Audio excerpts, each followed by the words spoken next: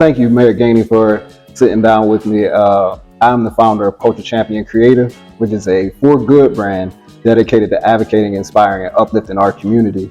And the purpose of this conversation is that October is Black Professionals Month. So, of course, I had to come and interview the first Black mayor of our city, Pittsburgh, Pennsylvania. And we'll open with this question: Black professionalism. What is the most important quality of Black professionalism to you? No, first, let me just say thank you for having me. I appreciate it. October being Black Professional Month, and you come and interview me. Thank you. I appreciate it. I mean, I think Black professionalism, to me, I can only talk about it from my perspective. I think there's a lot of different perspectives. But for me, it's just to be a student, about a student of what you desire to become in life. I think as long as you're a student, then you're a professional. And there's a lot of ways that you get become a student. Like, I believe in learning every day, and I'm not talking about something big. I'm talking about something internal inside of me. If I'm going to be the best that I can be, then before I can study my external subjects, I got to make sure that I have a better understanding of who I am. Absolutely, absolutely. And with being a Black professional, I believe that there's a certain balance between poise and culture and authenticity, showing up as who we are. Yeah. I do believe that we have to tell the business world who we are and that our culture is a place in this world, but also, keep it appropriate. So let me ask you, how do you balance all of this? Because I don't think there's a difference. Okay. I think that you walk into every room as yourself. Okay. And as long as you walk into every room as yourself, then there is no difference. You came to learn, and your learning is your representation. So when I walk in every room, I walk in every room as Ed Gainey, because at the end of the day, that's who I am. I'm an African American, Black, whatever you want to call it, but I'm Ed Gainey. So when I walk into a room, I'm only going to walk in as Ed Gainey. When I'm in that room, my culture is already reflected because of the color of my skin. You know what I mean? So I'm always cognizant of how people will see me just based on the fact that I'm an African American, depending on what room I'm in. Sometimes I'm in a room where I'm the only African American. I don't try to change my dialect. I don't try to change my attitude. I don't try to change my persuasion. I come in there as Ed Gainey. I'm going to leave there as Ed Gainey. Because the reality is I come to get the fruit that you have. Yeah. I'm not interested in whether you get the fruit I have or not, because I can't determine on how you see me if I'm the only African American in the room. But I can determine what I receive from you. And you have the fruit that I want in order for me to grow. Absolutely. Now, once before we spoke about the pressures of it all. We spoke about carrying that and moving with being the one. The vision that you have, the position that you're in, you are the one. And I think it's important for this conversation to revisit that. So I'll ask you the question I've asked you once before. How do you carry that? What do you do to manage Ed Gainey and Ed Gainey, the mayor, with these new levels? We talked about new devils. We talked about the criticism. We talked about things that you have to manage being in the position that you are. So can you tell me again, how do you manage it's just in preparation. I've been prepared for this my whole career. So I didn't just walk into it unprepared. I've had the fortune to work for two mayors. Okay. I used to tell myself I was the spook by the door when I was working for the first mayor, because all I did was study. If they threw something in the garbage, I would go get it and read it. I kept a file on every elected official in this region. I kept a file on every development in this region. I wanted to learn. So in order to learn, I kept files. So if I had to go back in order to understand the content of history, to understand why we are here today, I could do that. So I never allowed them to take from me what I knew I could do, and that's learn. They could never take that from me. So again, I don't see a difference in it. The pressure is going to come. What you have to do is learn how to make adversity your friend. You have to fall in love with adversity, stay away from controversy. Adversity is your spiritual tool that prepares you to be able to deal with the issues and problems that you're going to encounter. Not if you encounter, you're going to encounter. But if you see adversity as your enemy, then you will always run away from it and not walk to it. I don't need you to run to adversity. I need you to walk to it, because every part of adversity that you're going to face, there's lessons, there's pearls, there's things that you have to learn in order to be prepared to deal with that next level that you're going to. If you don't make adversity your friend, then every problem you'll have, you'll never see the promise of a better tomorrow. You will only see the promise if you make adversity your friend. It's your spiritual tool that's going to take you to where your destiny is. I love that answer, because I feel like now I'm a millennial, and the younger generation after me, I feel like millennials are necessarily disconnected from. And these younger generations that are coming up, I feel like they're disenchanted from some of the things that millennials inherited from the previous generation. Some of the lessons about, yes, racism yes, being disparaged, yes, social and political determinants are a thing. They're more than likely going to be a thing, but we have to keep pushing forward to keep changing them because it slowly gets better, it slowly changes. However, I feel like they are lost on that. What do you do when you are a current leader? You can look at your mentors and you know you've learned it. What do you do where there's a possible fear of the game being lost, the information leaving our culture? Well, the game never gets lost. Information gets lost. There you go. But the game never gets lost. And I think that wisdom comes from seeking. So you can find the information if you seek it. I think that life has to take you on a journey for you to want to seek some. And so because at the end of the day, your generation was lost and so was mine. Because we're several years removed from civil rights. We're several years removed from the Industrial Revolution. We're several years removed from voting rights. We're a long way removed for some of the things that gives us the ability to sit here today. And they don't study African history in school. They don't study African American history in school. So we don't study who we are. If we did, we would have more people wanting to be kings and queens instead of gangsters and thugs. So it's not just this generation, it's been all generations, because at the end of the day, you and I, you come from certain neighborhoods, we study, but we didn't study career building. We studied street building. You understand what I'm saying? Street credibility. And we believe that street credibility was better than your life credibility. So you end up more focused on what's going on in the streets. Now, you talking about those that enter into the professional world. I think that at the end of the day, they worry about trying to be a professional. Again, you can get lost that way. You have to worry about being yourself, because once you lose yourself, you can't get that back. So every time you walk into somewhere, again, you got to be authentic. You got to be yourself. You got to be unapologetic about being yourself, but you got to be a student of the game. Right. You got to be a student of life. See, every day you got to be trying to get better. If you're not trying to get better every single day, then it's not that you lost the information. Yeah. You lost it because it's there. It's there every day. It's just that when I wake up in the morning, you know what I tell myself? I don't know nothing. My mind is a blank canopy. I don't know anything. Yeah. Because the day didn't teach me nothing yet. It just started. So why should I walk in the day thinking that I know something? Why should I walk in with yesterday's wisdom thinking I know something? Right. Should I take that for granted? Should I take for granted that all I got is yesterday's wisdom and the day that wisdom should teach me what the day is going to bring me? Or should I let myself be an open canopy and allow it to be written into my spirit what I'm supposed to learn today so I'm prepared for the lessons to come in the future? Every day you wake up is a day to learn because you don't know nothing. If you knew what the day was going to bring you, then why would you rise up? I love that. And I have another question, and a story precedes it. So here in Pittsburgh, Pennsylvania, Omega Psi Phi had our districts for the second district, and you spoke. And you put a name, a title to a concept that has been influential in my life. It's something that I've coveted in Black professionals, from my family to individuals in the neighborhood. And I always thought it was mentorship, and it's a part of mentorship, but what you called it was sponsorship. How important is it for Black professionals to sponsor each other? It's extremely important for us to sponsor each other. And the reason why it's important for us to sponsor each other. Can you give us that definition also? Sponsor means, I think that sometimes when people hear the word sponsor, they think of a material thing. I'm giving you a material thing. So now, like a sponsorship, you can follow me because we exchange some type of material, whether that be money, whether that be resources, whatever it be. That's fine because that is a part of the definition when you look at it from a material world. Yeah. But the other part of sponsorship is I see something in you. I see something in you. And I'm not asking to be your role model, right? But I'm asking that if I see something in you, I want to model something. So, for instance, we sit in front of this plant. If I was a person that cultivated plants, right, and you came to work for me, I'm going to show you how to cultivate that plant. I'm going to model it, right? I'm going to model that plant. You know what I mean? I'm sponsoring this. This is a plan. I'm going to cultivate it. You and I are going to cultivate it together. Yeah. And we're going to cultivate it again together. Me and you together. That devotion, we're going to cultivate it again, right? Then we're going to cultivate it the third time. Then I'm going to say, go ahead, show me how to do it. Then you're going to show me how to do it, right? And after you show me how to do it, I'm going to leave. And then you're going to continue to do it, right? But now you have an honor to subscribe to somebody else the same method of learning that I gave you.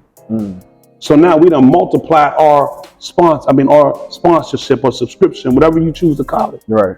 You understand? If you want to call it modeling, call it modeling. But I want people to understand from a material world to a knowledge world, when I say sponsorship, it's what I'm pouring and depositing. It's my deposit into you. Right. It's my deposit into you. Right? I'm intentional about being a deposit in your life. I'm intentional, right? I'm not taking it for granted. I saw something in you. I didn't ask you if I could deposit in your life. I brought you aboard in some type of way, right? Because I seen something I wanted to deposit what I have in you. Right. You might not even know I deposited in you, right? But you're going to take it and deposit in somebody else. Why? Because sometimes the best way to teach somebody is when they don't know they're being taught. So let me follow up with this question. We have a lot of sayings, we have a lot of proverbs, we have a lot of things that's been passed down to us that speaks about unity. Some of my favorite is, many hands make light work. When spiders unite, they can tie down a lion. To go far, or you have to go together. We know these things, but yet it seems like there's still the stereotypical Black people can't get it together. Black people are sometimes our own worst enemy as far as interaction, as far as sponsorship and coming together. I do believe that all these things, as far as unity, is true. We are stronger together. You know, the soul food line, a fist can make a mighty blow, things like this. But let me ask you something, right? Yeah. Do you believe that? I personally believe it. What do you believe? I believe that we are stronger together. I do believe that even in our disagreements, we have small lessons in our disagreements that will make each other better, because we are individuals and we have a point of view, and we could always learn from that other point of view. And I also believe that sometimes in situations, another point of view may be the most optimum point of view in that situation. That's what I personally. Do you need 100% of that? Do I need 100% of it for myself? I would say yeah, because I'm more of an efficient person where I go with what's best. I don't need my idea to be the idea, but I just feel like that's my degree of humility. But, and this is also my question, you run into individuals who they have that passion, they're oriented in a way where they're a little strong-headed. What do you do with that? So what do you do to be a bridge builder? So I never look for 100% unity. Okay. Because I believe that if we all are in 100% agreement, I'm probably in the wrong circle. I look for like-mindedness. Okay. Because the ones that's going to help me grow are the ones that have like-mindedness. Meaning that they can give me praise and criticism on that ladder of growth. Yep. If I'm waiting for 100%, if I'm waiting for everybody, then I've missed my calling. You see what I'm saying? Because everybody can't go on your calling. Whatever your calling is, the people that you're supposed to be unified with will appear, as long as you remain a student.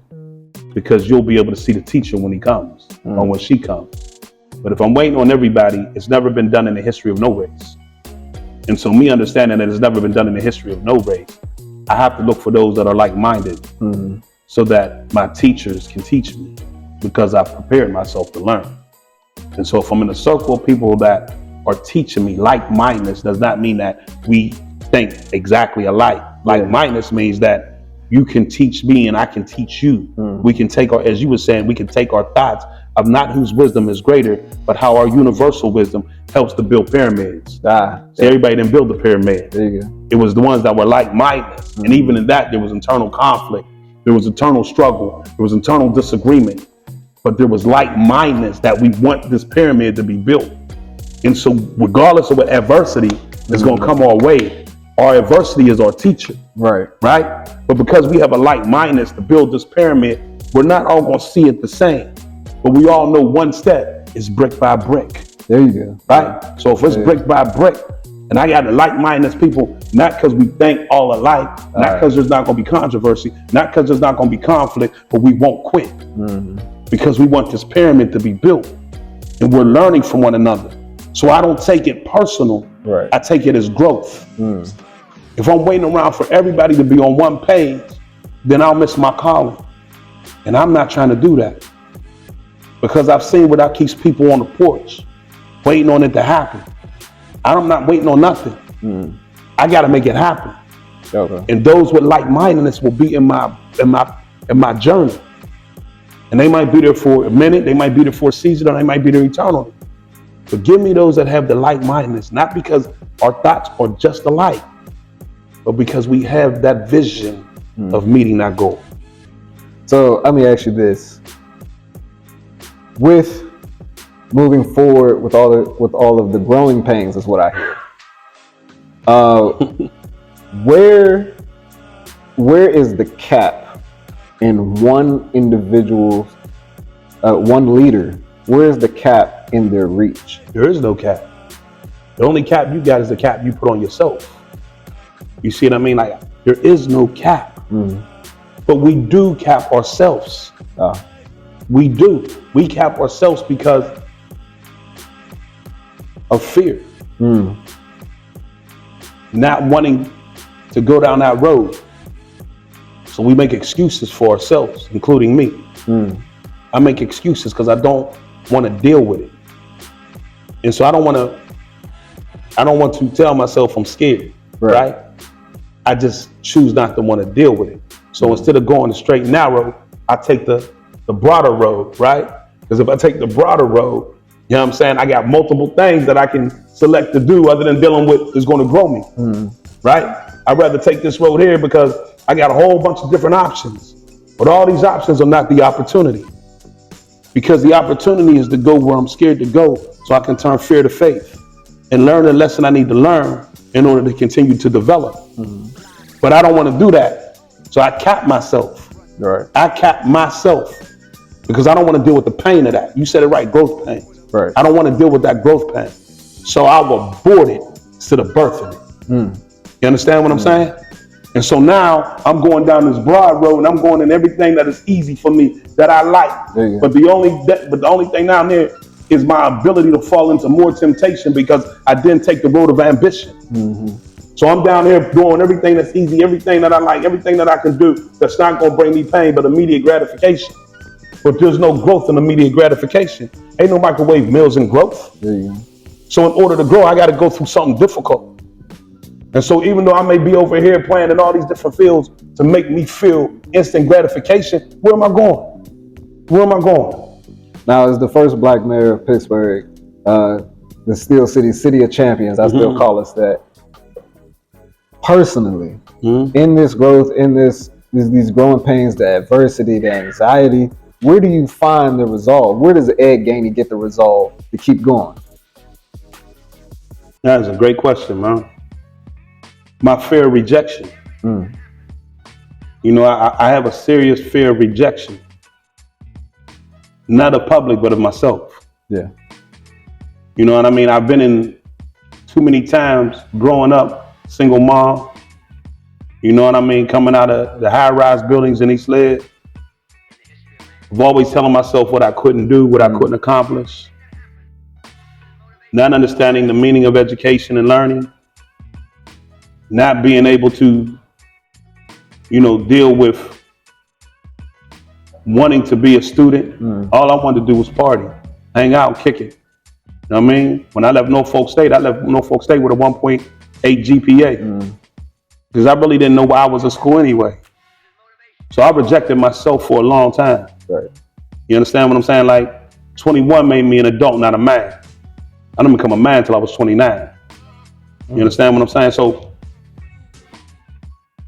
now I look at it from this point of view. Whatever happens, I'm gonna give it the best I got. I ain't got no choice but to deal with the pain of rejecting myself or the pain of giving it the best of what I have and grow. Like, I don't have no other choice. Where am I go? Yeah. I'm gonna run back home. Where's home? Where am I go? Where am I go? I'm at the top. Everybody's looking. Yeah. What am I gonna do? I'm gonna go hide in the closet? What am I gonna do? I come from a community where you weren't allowed to run home. You see what I mean? If you ran home, you had to go back out. Yeah. You understand what I'm saying? You still had to face it the next day or the day after. Running from it won't save you. Yeah, it ain't gonna save me. Where am I run to now? I'm the mayor. Where am I run to now? So instead of running from something, let me walk to it. Let me walk to the issue. Let me, if I got to get in my quiet time and deal with my own insecurities, then I got to deal with my own insecurities. Yeah. I have a lot of insecurities. I suffer from anxiety. So I have a lot of insecurities. I have to watch the way I talk to myself. You understand what I'm saying? Yeah. I can make a mistake and be like, hey, you a damn fool. You know what I mean? Why you do something stupid like that? You talk to yourself, you believe yourself. And then I have to stop talking that way. Or there's times that I have an anxiety attack because I'm having thoughts of what could go wrong, instead of thinking about what I have to do to make it right.